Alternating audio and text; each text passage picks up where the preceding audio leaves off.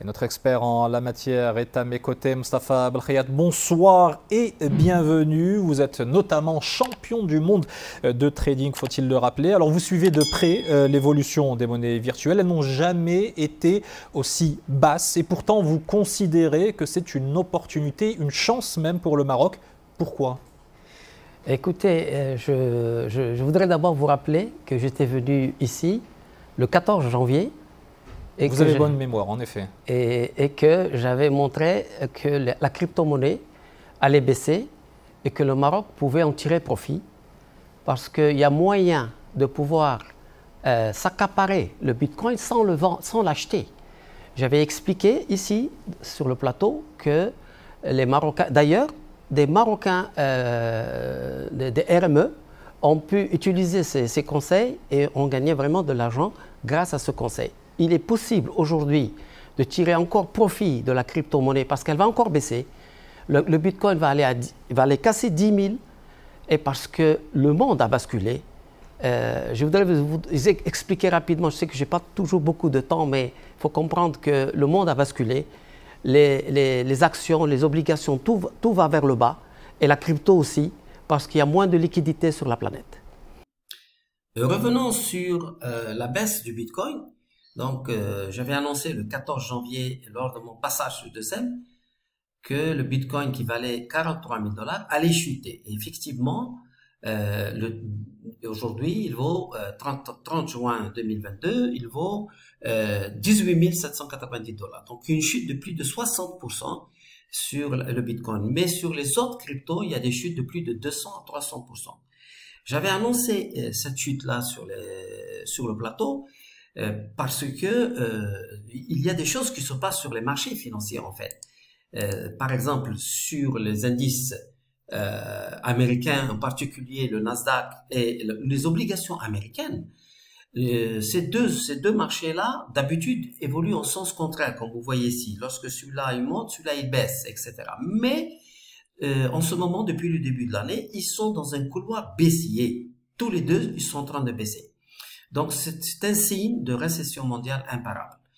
Et je voulais vous montrer ça et vous montrer également une forte probabilité de la fin de l'Union européenne, puisqu'on voit également l'euro et l'obligation allemande et l'Eurostoxx, c'est-à-dire les indices, en fait, les indices européens, l'euro et l'obligation européenne sont dans un couloir baissier, et alors que le dollar que vous voyez ici est très très fort par rapport à ces indices-là. Ça signifie, pour moi, ça signifie la fin de l'Union européenne. Autrement dit, l'euro devrait disparaître d'ici 1 à 2 ans, devrait disparaître, et on devrait assister à une autre philosophie sur les marchés européens. Voilà, donc c'était pour expliquer pourquoi il y a un assèchement de la liquidité au niveau mondial.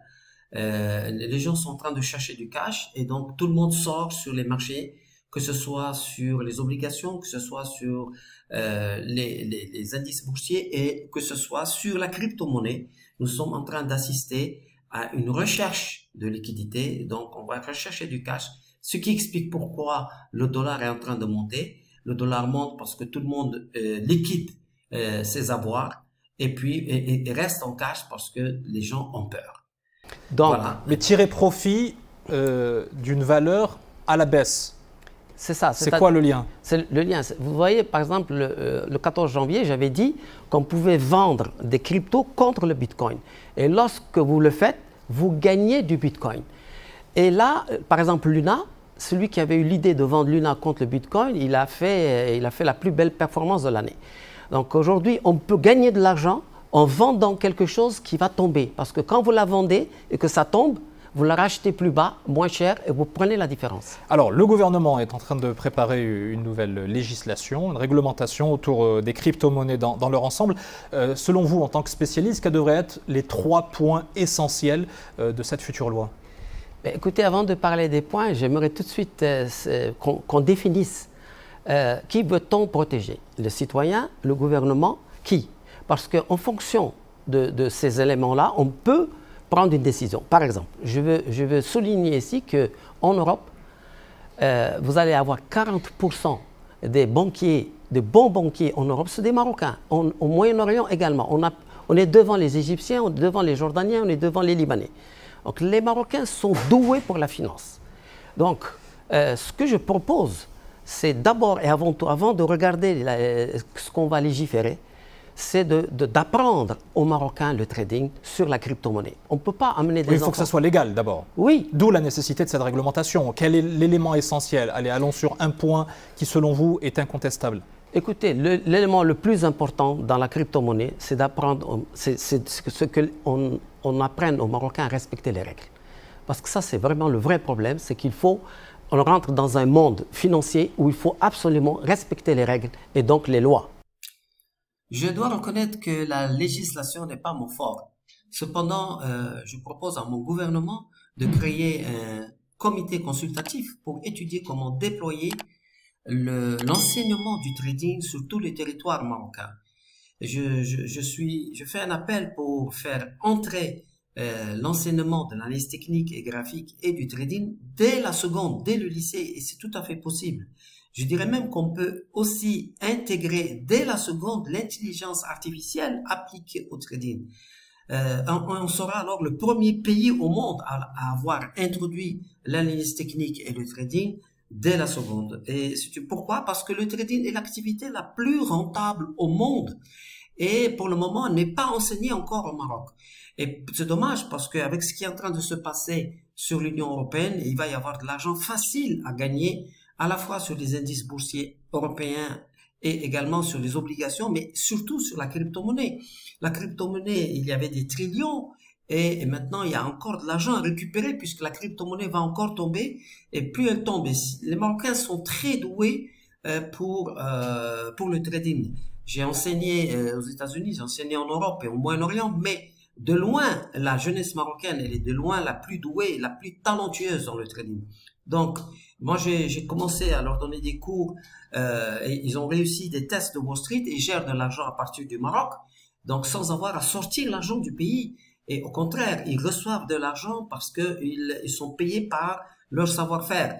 Et vous voyez ici, nous avons des certificats de Wall Street qui sont destinés à des Marocains qui n'ont pas forcément le bac, qui n'ont pas forcément l'anglais, etc., etc. Donc je trouve ça extraordinaire. C'est quand même une révolution sociale, en fait, de pouvoir offrir à la jeunesse marocaine cette possibilité de monnayer leur génie, hein, parce qu'aujourd'hui il est compliqué de pouvoir vendre sur Internet, il faut un compte PayPal, etc. Alors qu'avec la crypto, hein, tout le monde peut vendre son service et en fait et devenir vivre la mondialisation en fait.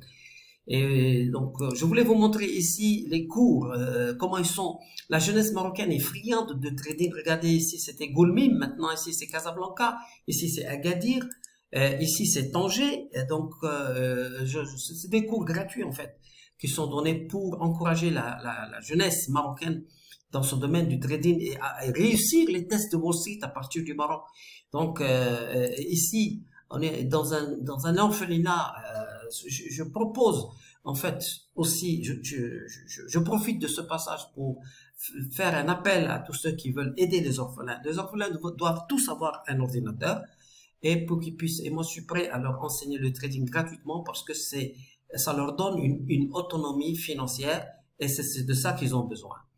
Et là, ici, sur Goulmim, donc on pourrait même aussi, pourquoi pas, lancer des salles de marché dans tout le Sahara marocain, en commençant par Goulmim, Dakhla, Youn, Smara, etc. C'est quelque chose que je voudrais encourager, parce que le trading, indiscutablement, est une activité qui est faite sur mesure pour la jeunesse marocaine. Alors on a évoqué il y a quelques instants la guerre en Ukraine, elle pèse lourd sur les cours du pétrole notamment. Comment est-ce que vous voyez évoluer le baril?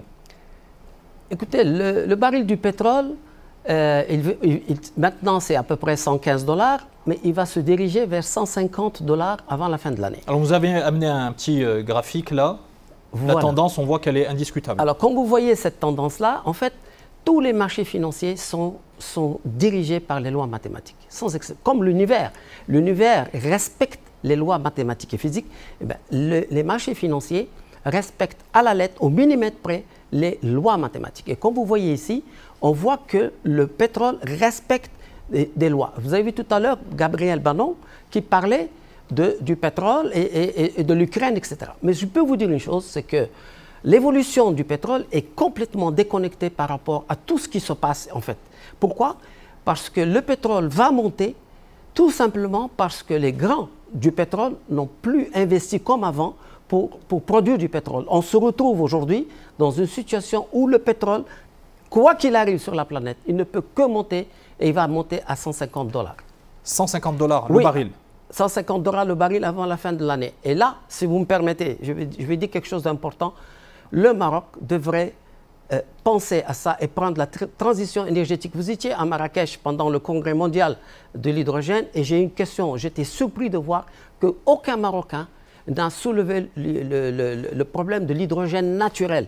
Le Maroc peut devenir leader mondial de la production d'hydrogène naturel en devenant partenaire avec le Mali. Et c'est quelque chose de très important, mais personne n'en a parlé dans le Congrès. La transition énergétique, elle est amorcée. D'ailleurs, on aura l'occasion de l'évoquer un peu plus tard dans cette édition. Regardons ici de plus près le graphique du pétrole, qui menace de monter à la fin 2022 et en 2023. Comme vous le voyez ici, regardez ici, il est très précis sur une configuration 100% mathématique. Et il pourrait tomber à partir du 30 juin aujourd'hui, il pourrait tomber pour venir encore tester cette zone des 90 et casser 90-95 ici, par là. Mais il reste résolument haussier et on peut s'attendre à un baril du pétrole qui va aller chercher, casser même les 150 et même plus, tout simplement, comme je l'ai expliqué tout à l'heure, le pétrole est indépendant en réalité de ce qui se passe. On croit que c'est parce que il y a un problème de l'Ukraine, le pétrole avec la Russie, etc. Mais comme je l'ai dit, c'est surtout parce que les grands groupes pétroliers n'ont pas suffisamment investi dans la recherche et dans l'exploration des énergies fossiles. En un mot, les matières premières, elles sont très affectées. En un mot, vraiment, Sib El Khayat, quelles sont les autres matières premières qui devraient être orientées, elles aussi, à la hausse, sur lesquelles la pression va se faire sentir? C'est évident que le gaz naturel et le pétrole, en fait, tout ce qui est énergie va monter au ciel.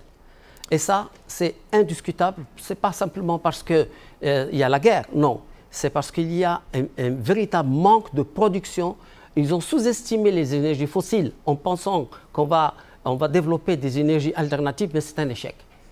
Merci beaucoup, Moustapha Belkhayat. Je rappelle que vous êtes spécialiste notamment en analyse financière et on aura l'occasion de vous retrouver sur le plateau d'InfoSoir Weekend.